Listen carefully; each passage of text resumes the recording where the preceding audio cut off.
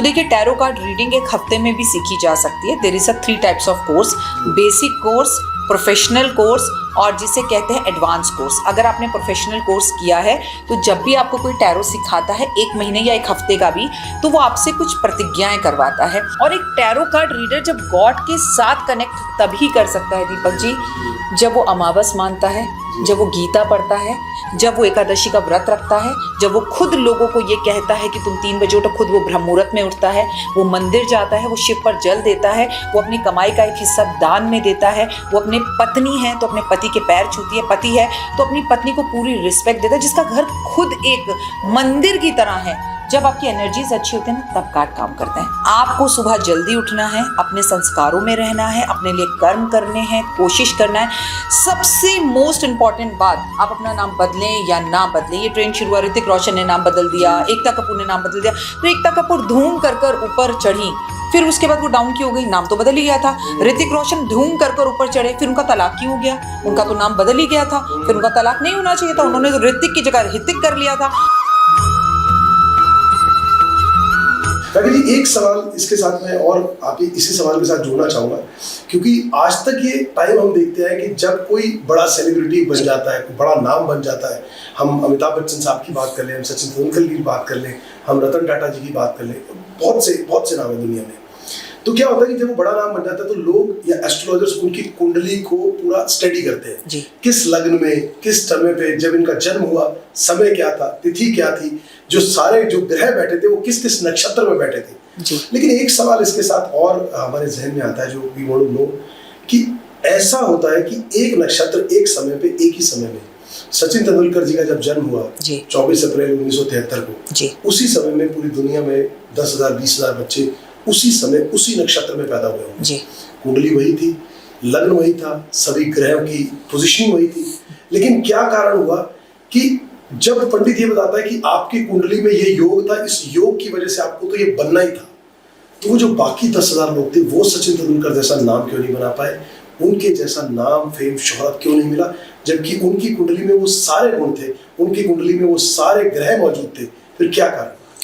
2 कारण। सबसे पहले वो कारण जो लोग मानते हैं कि अरे हाँ ये बोल दो, सारे एस्ट्रोलॉजर यही बोल देते हैं, पर ये सच है।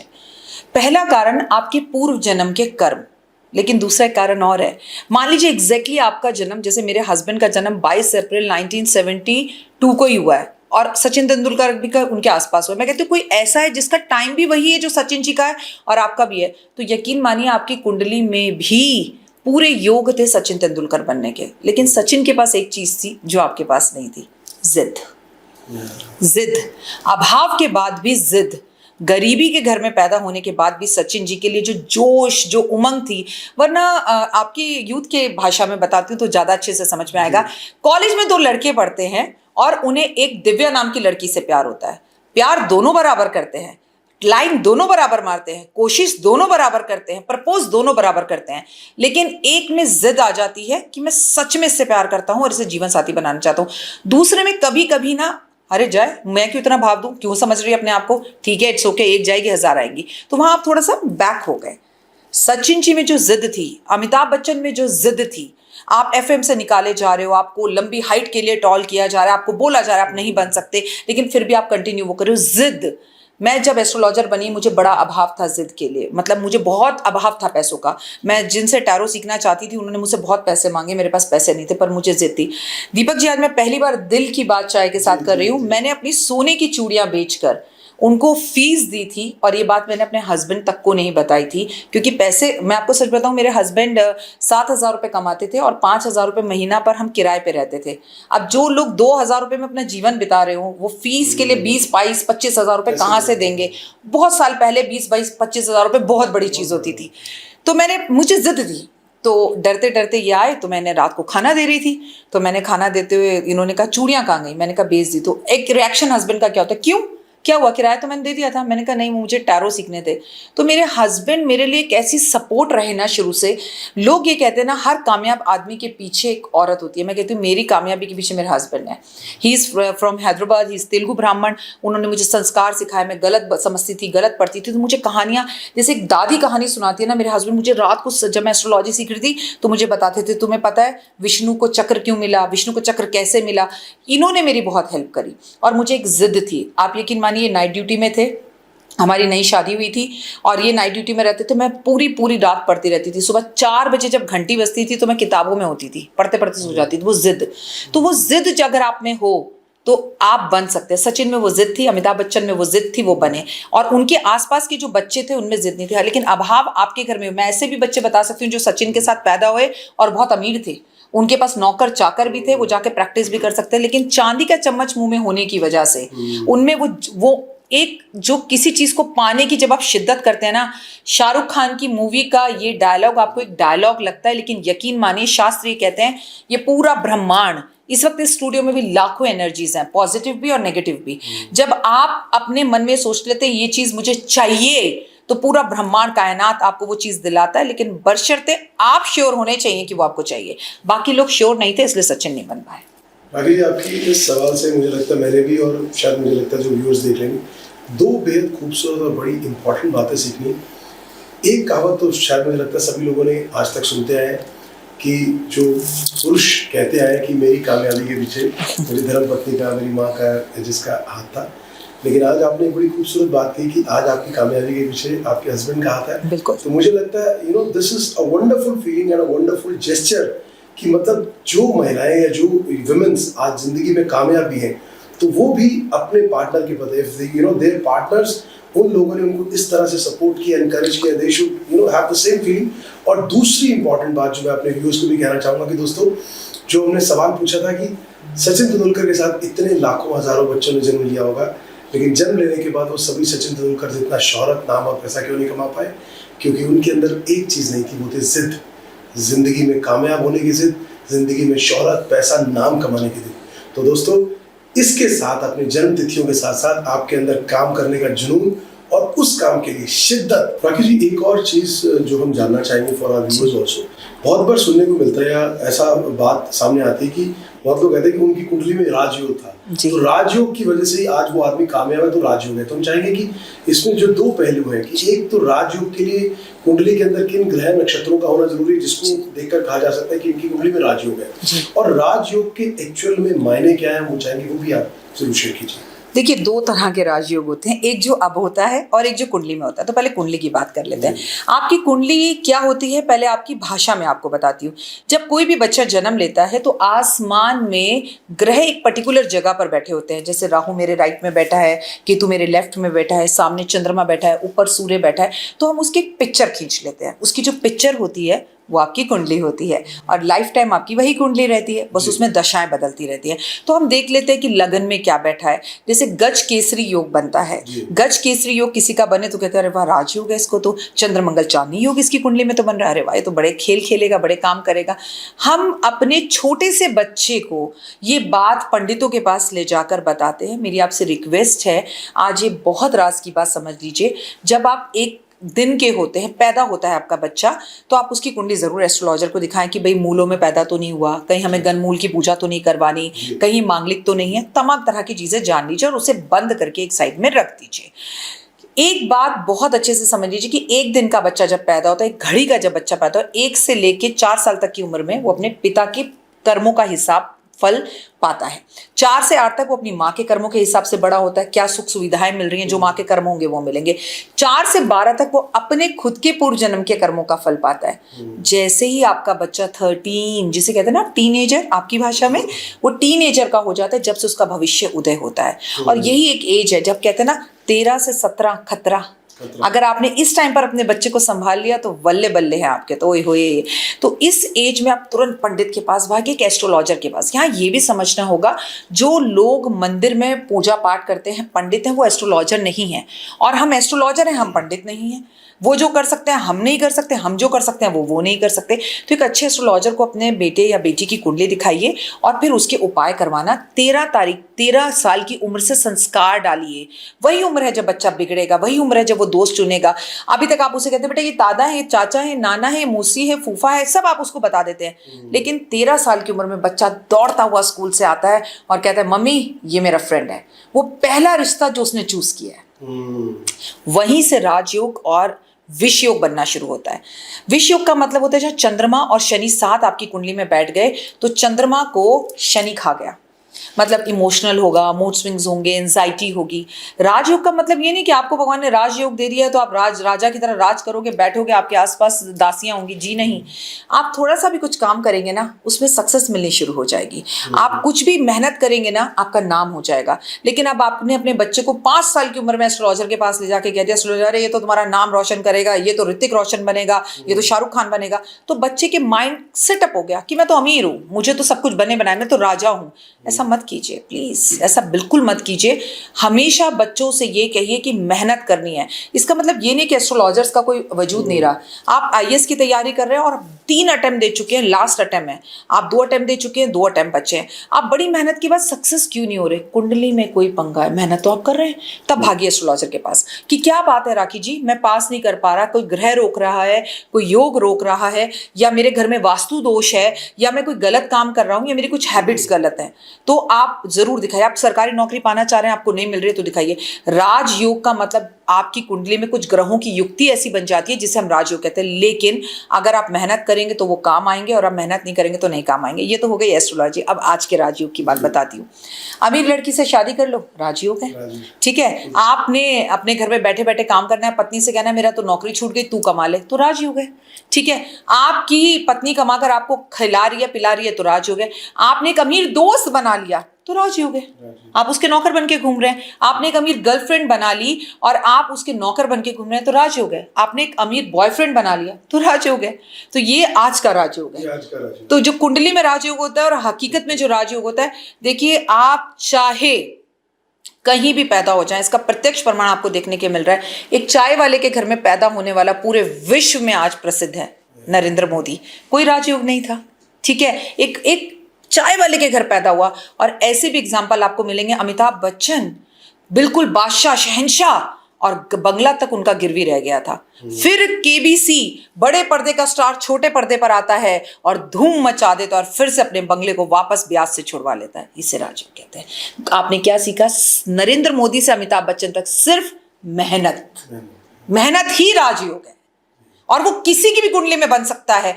पीछे मुड़कर नहीं देखना, 3-3 4-4 शिफ्ट में काम करना है। हमारे आदरणीय प्रधानमंत्री जी व्रत रखते हैं, 9 दिन भूखे रहते हैं, उसके बाद वो कभी यहाँ होते हैं, आधे घंटे बाद वहां होते हैं। मेहनत देखिए इस उम्र में, बिना मेहनत के कोई राजयोग नहीं है। सोने वालों का कोई राजयोग नहीं होता। तो दोस्तों कितनी खूबसूरत बात कही राखी जी ने कि राजयोग जो लोग आपको कहते हैं या जिस राजयोग के लिए हम पंडितों और ज्योतिषियों के पास जाते हैं, वो राजयोग केवल एक ही है और वो है आपकी मेहनत, कमिटमेंट और डेडिकेशन। अगर वो आपके अंदर है, अगर आप वो लगातार बना कर रखते हैं तो निश्चित तौर पर राजयोग आपको जरूर मिलेगा। राखी जी, आपने इसी जवाब के अंदर एक बात और उठाई थी कि जब ग्रह, जो आपने बताया कि जिस तरह से जब जन्म होता है और ग्रह नक्षत्र होते हैं तो एक मांगलिक दोष की बहुत बात आती है कि जब खास तौर पर जब विवाह के लिए लड़का लड़की के विवाह की बात होती है तो उस टाइम पर जरूर देखा जाता है, जो कुंडली मिलान करते हैं, कि मांगलिक दोष तो नहीं। तो हम जानना चाहेंगे कि मांगलिक दोष, वास्तव में मांगलिक दोष क्या है? और बड़ी बार ऐसा सुनने में और देखने में आया है कि जब मांगलिक दोष किसी के बारे में बताया जाता है तो जो भी पंडित है जिनसे वो एडवाइस ले रहे होते हैं वो बड़ी बार ऐसे उपाय बताते हैं कि आपको किसी पेड़ के साथ इसका पहले विवाह करना पड़ेगा तो जो मांगलिक दोष है वो उतर जाएगा। तो ये 2 बातें हैं कि एक तो वास्तव में मांगलिक दोष क्या है और दूसरा जो ये उपाय बताए जाते हैं, क्या ये उपाय बताने से वास्तव में वो मांगलिक दोष खत्म हो जाता है? देखिए, मांगलिक दोष तो होता है। मैं आपको बता दूं, हमारी कुंडली में 12 घर होते हैं और 12 घरों में किसी पर्टिकुलर घर में अगर मंगल हो, जैसे लगन में हो, जैसे चौथे घर में हो, जैसे 8वें घर में हो, जैसे 12वें घर में हो, और साउथ इंडियन जो लोग पंडित कुंडली देखते हैं वो दूसरे घर का भी अगर मंगल हो तो उसे मांगलिक मानते हैं। तो अगर पर्टिकुलर घर में मंगल हो तो आप मांगलिक कहलाते हैं। मेरी एज ए एस्ट्रोलॉजर ये आपको सलाह है कि आप मांगलिक हैं तो मांगलिक से ही शादी करिए। पहले ज़माने के जो पंडित थे, जब मैं बात कर रही हूँ 60s की, 50s की, 40s की, अरे लड़का मांगलिक है, लड़की ने शादी की तो विधवा हो जाएगी, पति पत्नी में से एक जना मर जाएगा, वो ऐसा कहा करते थे। धीरे धीरे हमने पढ़ाई की, लोगों को समझ में आया। अब मैं मांगलिक के कुछ चंद आपको कारण बताती हूँ।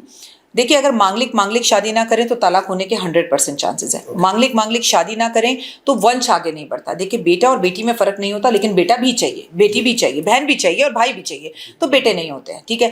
थर्ड, कभी ना कभी उनके बीच में कोई तीसरा आ जाता है, पति पत्नी और वो, ठीक है। और दूसरा, अगर मांगलिक ना हो तो ऐसा व्यक्ति जो है शादी के बाद पति या पत्नी जो कमा रहा हो वो कर्ज में डूब जाता है। ये चंद चीजें होती है। जी हाँ, बिल्कुल, आप मांगलिक दोष की अगर पूजा करा ले। अब लव करता है एक लड़का, क्लास 6 से अपनी गर्लफ्रेंड को प्यार करता है और लड़की मांगलिक नहीं है, ठीक है।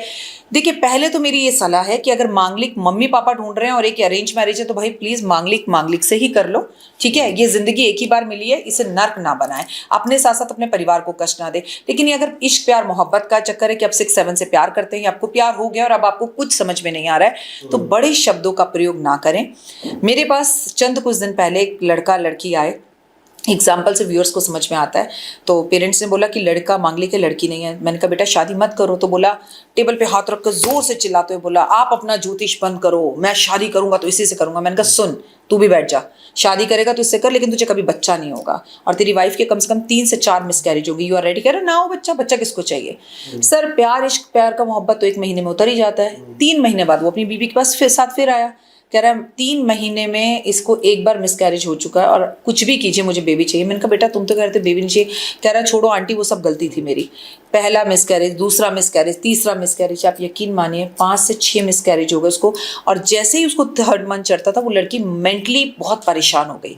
उसके लिए महामृत्युंजय की पूजा कराई गई, कई मंगल के उनके दान कराए गए। उसके बाद उन्हें बच्चा हुआ।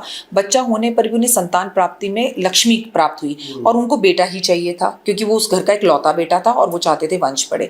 तो मंगल और ना मंगल काम करता है। सेकंड एग्जांपल मैं आपको दिखा दूं कि ऐश्वर्या राय गौर मांगलिक, अभिषेक बच्चन नहीं है। वहां अमिताभ बच्चन ने भी बहुत समय तक पूजा कराई। पीछे अभी हमने न्यूज़ेस में सुना कि दोनों के बीच में डाइवोर्स हो रहा है, लड़ाई हो रही है, अभी उनका घर अलग हो गया, वो अलग अलग घर में रहते हैं। तो ये तो आपके सामने पर्टिकुलर एग्जाम्पल्स है कि मंगल काम करता है।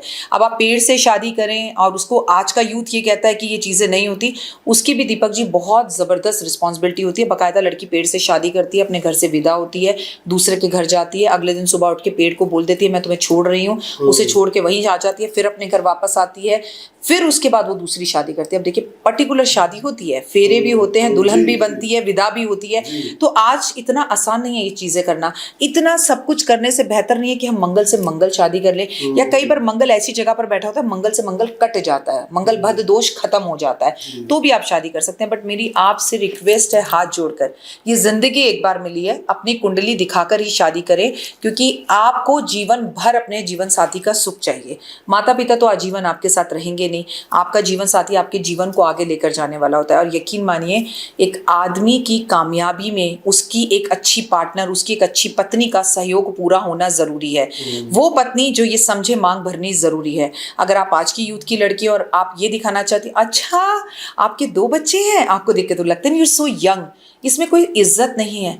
इज्जत होती है जब कोई हमें कहता है कि आप सुहागन हैं और आप तो लक्ष्मी का रूप है, आपने चूड़ियां हाथ में पहनी हुई है, आपने मांग भरी हुई है, पैर में पायल पहनी हुई है। दोस्त, इज्जत इसी में है। किसी की धर्म पत्नी कहलाना इस दुनिया में इससे बड़ा कोई सौभाग्य नहीं है। इसीलिए अपने पति के पैर भी छुएं, आप अपनी पत्नी को पूरा रिस्पेक्ट भी दें और लाइफ में दिन दुगनी रात चौगनी तरक्की करते हुए अपने पति को देखें। अब पति बेचारा पूरा दिन काम करता है, पत्नी अब बिंदी तक नहीं लगाना चाहती और फिर ये कहती हैं मैम इनकी तो हर 2 महीने बाद नौकरी छूट जाती है। आप छुड़वा रही हैं। आप सुहागन बनकर तो देखिए उनकी, आप उनके लिए व्रत रखकर तो देखिए, उन्हें इज्जत आप करके तो बुलाइए। दीपक जी, आज की तारीख में आप किसी के घर में जाएं, पत्नियां बोलते हैं तू कहाँ जा रहा है, तू, मेरे को समझ में नहीं आता, they are talking with a husband कुत्ता, या फिर वो अपने पति से बात कर, तू क्या होता है? अच्छा आप तुम बोल लो भाई, आप नहीं बोल सकते। अगर आपकी पढ़ने लिखने के लिए मेरी माँ ने मुझे ये संस्कार नहीं दिए थे कि मैं अपने पति को अपने घर का नौकर बना लूं, साहब कहकर पुकारिए, आप उन्हें इज्जत से पुकारिए। जितना इज्जत आप अपने हस्बैंड को अपने घर में देंगी, उससे 4 करोड़ गुना इज्जत आपके हस्बैंड को समाज देगा और आपके हस्बैंड भी आपको पलट कर देंगे, 100% देंगे, क्योंकि आप उन्हें दे रही हैं। घर को स्वर्ग बनाइए, घर को मंदिर बनाइए, घर का माहौल ऐसा हो कि मम्मी मैं पिक्चर जाऊं, बेटा पापा से पूछो। आप अपने आप को ये मत कहिए पापा मैं पिक्चर जाऊं, बेटा मम्मी से पूछो। एक होकर रहिए। मैं देखती हूँ परिवार कैसे टूटता है, हम लोगों में ही दरार है। मैं बैठी हूँ ना, पापा कौन होता है, ले पैसे, तेरी माँ भी कमाती है, ये क्या बात हो गई? You should give respect. आप एक रहिए, बच्चा कभी नहीं बिगड़ेगा। आपको उन्हें और उन्हें आपको इज्जत देनी है। आप उनके साथ खाना खाइए, वो आपके साथ खाना खाए, एक दूसरे का वेट कीजिए। इसीलिए तो हम सफर हैं।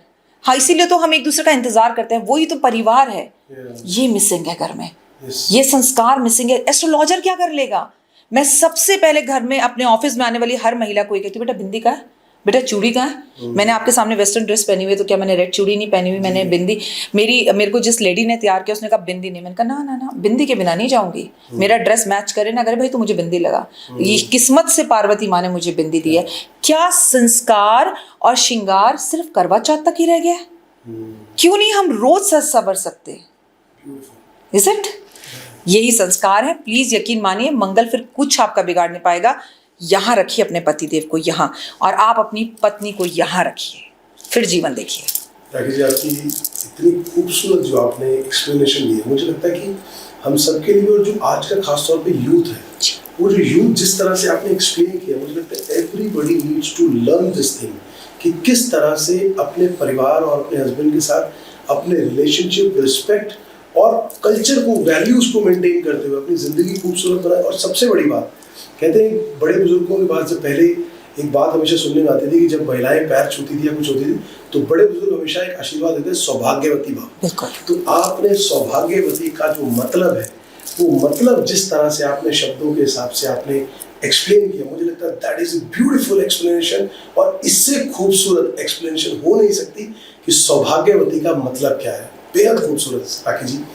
राखी जी, एक सवाल और जहन में आता है, जो पहले के समय में और अब के समय में एक थोड़ा सा बेसिक डिफरेंस सोसाइटी के अंदर काम के कल्चर में देखने को मिला है। पहले हम देखते थे कि जो बड़े बुजुर्ग होते थे, जब वो काम पे जाते थे या परिवार का सदस्य काम पे जाता था, तो ये प्रचलन था कि सभी कहते थे कि अपने जो कैश की जगह है, जहाँ पर आप कैश रखते हैं, वहाँ पर चांदी का सिक्का रखिए, लक्ष्मी गणेश जी की फोटो रखिए, लक्ष्मी जी की जो उनका कोई ऊर्जा मंत्र है वो रखिए। लेकिन अभी पिछले कुछ सालों के अंदर एक ऐसा परिवर्तन देखने को आया, अभी भी इसका इस्तेमाल लोग करते हैं, लेकिन साथ ही साथ बहुत प्रचलन चला है फेंग शुई का इस्तेमाल का, लाफिंग बुद्धा को अपने कार्यस्थल पर रखने का, कछुए की फोटो या उसकी मूर्ति लगाने का। तो ये समझना चाहेंगे कि जो ये पहले हमारे इतने हजारों साल से हमारे हिंदुस्तान के अंदर ये जो चला आ रहा था, और अभी जो ये बदलाव आया है, क्या इसके वाकई में जो फेंग शुई का है, लाफिंग बुद्धा या कछुए की फोटो लगाना, मूर्ति लगाना, इसका कितना बेनिफिट है, सकारात्मक कितनी ऊर्जा उससे सृजित होती है? और दूसरा, क्या या तो ये वास्तव में उतना बेनिफिट है, या ये जो पिछले कुछ सालों के अंदर एक मार्केटिंग स्ट्रेटजी के तहत इन चीज़ों को प्रसारित किया गया कि इन चीज़ों को हिंदुस्तान बाजार में, मार्केट में उतारा जाए? जी दीपक जी, पहले आपसे एक सवाल पूछूंगी। अभी आपने पीछे फरवरी का महीना गया है, आप ऑफिस आ रहे होंगे, इधर उधर घर कहीं घूमने गए होंगे, तो आपने देखा होगा पेड़ों पे से बड़े पत्ते गिर रहे थे, पतझड़ था, है ना, और पत्ते सूख कर नीचे आ गए थे, लेकिन पेड़ वैसे ही खड़ा था, है ना। और अभी आपने आजकल में देखा होगा वापस हरियाली आ गई, है ना। अभी 2 दिन पहले बारिश हुई तो बड़े खूबसूरत लग रहे थे, वो नए नए बच्चे, नए नए आम, नए नए पत्ते, तो वापस से बन गए। जिस दिन दीपक जी हम अपनी जड़ें अगर अपनी जगह पे मजबूत रखेंगे ना, तो हम उन पेड़ों की तरह दोबारा हरियाली की तरफ प्राप्त हो जाएंगे। और आपने बहुत अच्छा सवाल पूछा। सच यही है कि हमारी जड़ें और पेड़ अभी तक खड़ा है, लेकिन हमारे पत्ते जो झड़कर गिर रहे हैं ना, हमारा यूथ जो शॉर्टकट में अमीर कभी नहीं बना जा सकता। लॉटरी भी भारत के अंदर बैन है। एक बात हमेशा याद रखिए, सबसे तो ये, जब से हमारी हर चीज़ ऑनलाइन हो गई है, हमारे घर में आज एक बड़ी प्रॉब्लम हो गई है। जब हमारे जीवन में कभी प्रॉब्लम होती थी तो हम पड़ोस वाली आंटी के भाग के जाते, आंटी मम्मी घर में नहीं है, 500 रुपए दे दो, आंटी यूं निकाल कर दे देती थी। हमारा ट्रस्ट भी था और घर में पैसा भी होता था। यकीन मानिए, अगर अभी आपका बच्चा तीसरी मंजिल से, भगवान ना करे कभी गिर जाए या आप गिर जाएं, और आपके घर का कोई पड़ोसी के पास जाए, तो पड़ोसी का एक ही जवाब होगा, पेटीएम कर दूं, क्योंकि उसके पास भी कैश नहीं है। और मनी को अट्रैक्ट करती है। आपने लक्ष्मी जी को देखा है, वो इस तरह से हाथ करके अभय मुद्रा और वर मुद्रा में बैठी होती है, तो उनके हाथ में से नोट और सिक्के निकल रहे होते हैं, या कलश में सिक्के होते हैं। हमारे देवी देवताओं के पास सिक्के होते थे, पैसा होता था, है और रहेगा। लेकिन अब हम जो है अपने पास पैसा और धन नहीं रखते। हमारे घर में, हमारे ऑफिस में, हमारे घर की अलमारी में चांदी, सोना, तांबा, पीतल, सब धातु होनी चाहिए। दीपक जी बिल्कुल सही कर रहे हैं। रेड कलर का कपड़ा बिछाइए, उसमें चांदी के लक्ष्मी गणेश बिठाइए।